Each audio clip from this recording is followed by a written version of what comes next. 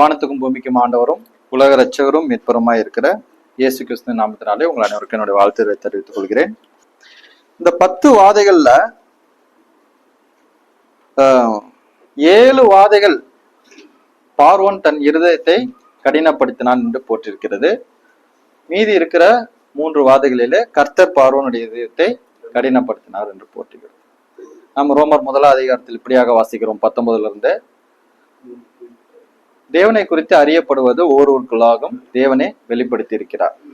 தேவனை அவர்கள் அறிந்தும் அவரை ஸ்தோத்திரியாமலும் இருந்து தங்களுடைய சிந்தனையினாலே அவர்கள் வீணர்கள் ஆகிறார்கள்.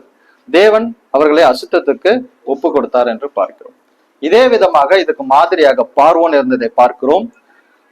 இஸ்ரவேலினுடைய மெய்யான தேவன் பல தெய்வ கோட்பாடுகளை கொண்டிருந்த எகிப்துக்கு தான் மாத்திரமே மெய்யான தேவன் என்பதை அறிவிக்கும் விதமாக அவர்களுடைய 10 தெய்வங்களாக கருதப்பட்ட அனைத்தையும் தேவன் தம்முடைய அற்புதமான தம்முடைய கையினாலே வல்லமையானது அவர்களை அழித்து தான் மாத்திரமே பூமியிலே தேவன் என்றும் மற்ற எதுவும் தேவன் இல்லை என்பதையும் நிரூபிக்கும் வகையிலே தேவன் அந்த செய்கைகளை செய்ததை பார்க்கிறோம். இதுல பாத்தீங்கன்னா அந்த கடவுள்களுடைய பெயர்களை குறித்து சகோதரர்கள் பேசினாங்க. ஐசிஸ், ஹெகைட், செட், ரே, ஹெத்தோர், ஷெக்மெட், நட், ஷெட், மின், இது எல்லாமே பாத்தீங்கன்னா எகிப்தியர்களுடைய தெய்வங்கள். இந்த 10 வாதைகளுமே எகிப்தியருடைய தெய்வங்களாக இருக்கிறதை பார்க்கிறோம். இந்த 10 வாதைகளை கொண்டு தேவன் நியாயம் தீர்க்கும் போது 10வது வாதையாக தலைச்சன் பிள்ளை சங்காரத்தை தேவன் உபயோகப்படுத்துகிறார். பார்வோனுடைய மூத்த மகனா இருக்கக்கூடியவனும் அவர்களுக்கு கடவுள் தான்.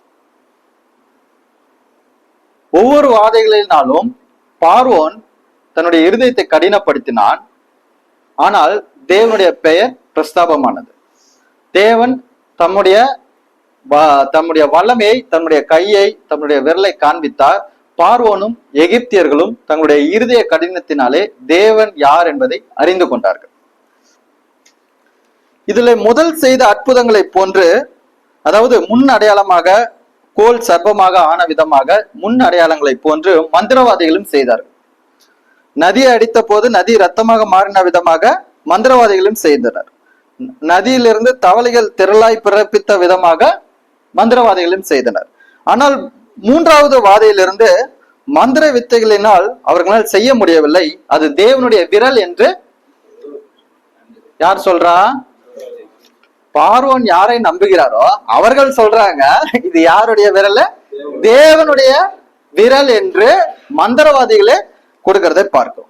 இந்த 3 பகுதி 3 நாம் பிரித்து அந்த பகுதிகளை கவனித்தோம். 10 வாதைகளை, ஓகேங்களா? மொத்தம் 3 9, கடைசியாக 10வது ஒண்ணு பார்த்தோம். நீங்கள் இதை கவனிக்கும் போது ஒவ்வொரு வாதைகளிலும் 3வது வாதை மனிதனுக்கும் மிருக ஜீவன்களுக்கும் வந்திருக்கும். முதல் எடுத்தோடனே தண்ணீர் ரத்தமாக மாறும் போது எகிப்து தேசம் முழுவதும் அப்படி ஆச்சுன்னு பாக்குறோம். தவளைகள் வந்த போது எகிப்து தேசம் முழுவதையும் மூடிக்கொண்டதுன்னு பார்த்தோம். 3வது வாதை வரும்போது பூமியின் மீது புழுதி அவர்கள் கிளம்பும் போது அது மனிதர் மீதும் மிருக ஜீவன்கள் மீதும் பேன்களாக ஆயிற்று என்று பார்க்கிறோம். 4வது வாதை திரளான வண்டுகள் வீடுகளில இருந்ததை பார்க்கிறோம். 5வது வாதை கொள்ளை நோய் குதிரை, கழுதை, ஒட்டகம், ஆடு மாடுகள் மீது. 6வது வாதை வரும்போது மனிதர், மிருக ஜீவன்கள் மற்றும் மந்திரவாதிகள் மீது வந்துருச்சு. மந்திர வித்தைகளினாலே தேவன் செய்த பிரகாரமாக இவங்களும் செய்தாங்கல்ல, அது யார் மேலேயும் வந்துருச்சு? மந்திரவாதிகள் மீதும் வந்துருச்சு. முதல் முறையாக 6வது வாதையின் போதுதான் கர்த்தர் பார்வோனுடைய இருதயத்தை கடினப்படுத்தினார். 7வது வாதையில மறுபடியும் பார்வோன் கர்த்தர் சொல்லியிருந்தபடியே அவன் இருதயத்தை கடினப்படுத்தினான் என்று பார்க்கிறோம். 7வது வாதைக்கு அப்புறம் பார்வோனுடைய இருதயம் தளர்ந்தது. தன்னுடைய பாவத்தை அவன் ஒப்புக்கொண்டான். தேவன் நீதி உள்ளவர் என்பதையும் அவன் அறிவித்தான். நானும் என்னுடைய ஜனமும் துன்மார்க்கர் என்பதையும் அவன் கூறினான். பாவத்தை ஒத்துக்கிட்டான், தேவன் நீதி உள்ளவர் என்று அறிவித்தான், நானும் என்னுடைய ஜனமும் துன்மார்க்கர் என்றும் சொன்னான். ஆனால் அவன் மனம் திரும்பவில்லை. அவனுடைய வார்த்தைகள் வெறும் வார்த்தைகளாகவே இருந்தது. ஏனென்றால் மறுபடியும் அவன் இருதய கடினப்பட்டான் என்று பார்க்கிறோம். அடுத்து வந்த வெட்டுக்கிளைகளிலே வெட்டுக்கிளைகள் வாதைகள் வந்து பார்வோனுடைய வீடு, ஊழியக்காரர் எகிப்தருடைய வீடுகளுக்கு வருகிறதை பார்க்கிறோம். மோசேயும் ஆரோனும் பார்வோனிடத்தில் வந்து உன்னை தாழ்த்த நீ எது வரைக்கும் மனதில்லாது இருப்பாய். அப்ப அவன் தாழ்த்தாததுதான் பிரச்சனை. தேவன் அவனுடைய இருதயத்தை கடினப்படுத்தினார் என்று 3 இடங்களில் போற்றிருக்கிறது.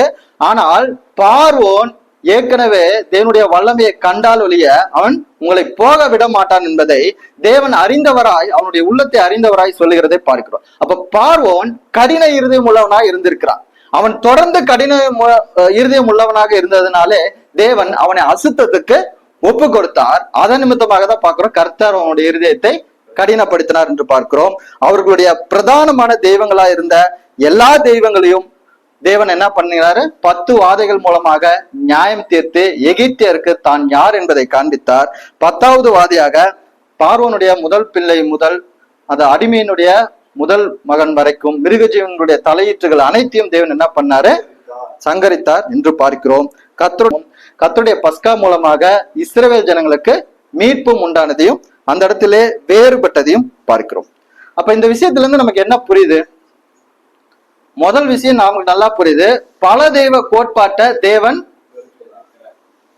கடுமையாக அந்த இடத்துல தண்டித்திருக்கிறார்னு பார்க்கணும். அப்ப பல தெய்வ கோட்பாடை வேதாமம் வலியுறுத்துவதில்லை, தேவனும் அதை ஏற்றுக்கொள்வதில்லை. தேவனால் பொறுத்து கொள்ள முடியாத ஒரு காரியமாக இருக்கிறது.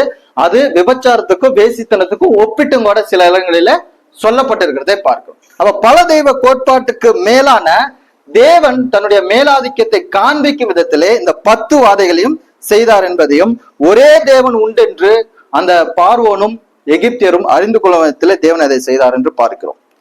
இந்த 10 வாதைகளும் நியாய தீர்ப்பினுடைய அடையாளங்களாக மாத்திரமல்லாமல் அது விடுதலைக்கும் காரணமாக அமைந்திருக்கிறதை நாம் அறிந்திருக்கிறோம். இந்த 9 வாதைகளும் அந்த 10வது வாதையை நோக்கி தான் நகர்கிறது. யாத்திராகமம் 4:21 23 வரைக்கும் சொன்னார்ல, இஸ்ரவேல் என் புத்திரன், அவன் என் சேஷ்ட புத்திரன், அவனை விடலைன்னா நான் என்ன பண்ணுவேன்? உன் புத்திரனை, உன் சேஷ்ட புத்திரனை நான் சங்காரம் பண்ணுவேன் என்று தேவன் சொன்னார்ல.